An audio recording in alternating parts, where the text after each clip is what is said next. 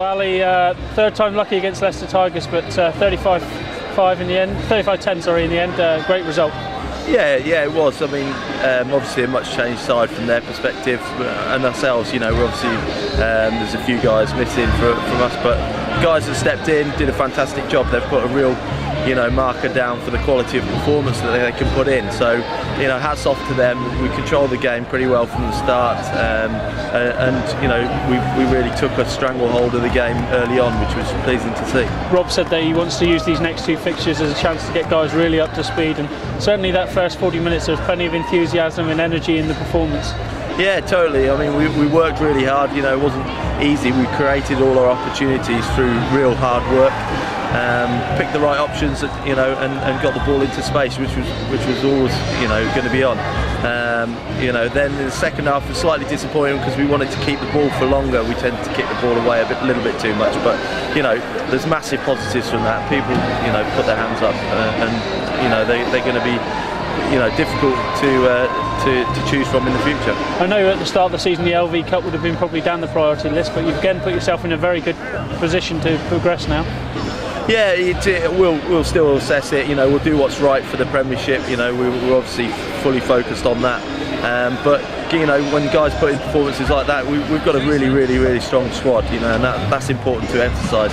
Across the board, you can put people in there and they'll do a great job. So we go into the last weekend hopefully with something to play for, and it'd be nice to get through and maybe into a semi-final. It'd be great. Was that first 40 minutes some of the best rugby you've seen from the team this year?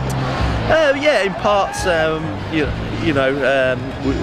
can only beat what's in front of you, and obviously we took advantage of opportunities left for us. But certainly right up there with energy and enthusiasm. That's what we were asking from the players, and we got it in spades. And so hats off to them. Newcastle next week, though. We've been we've been to Scotland once this year to play them, but Newcastle, as you know from past experience, tough old place to go. It is, and they might be looking for at this competition in a different way to what Leicester are. So, whichever side we get put up against, we'll look to relish the challenge and get straight stuck into them. Really, it'll be exciting. When you look around the side today, anyone in particular stand out in performance-wise? I don't think you can pull out individuals. Collectively the pack did a great job, got on top. Scrummaging. You look at that scrummaging. They're scrummaging as an 8. It's fantastic effort across the board, and then obviously the backs.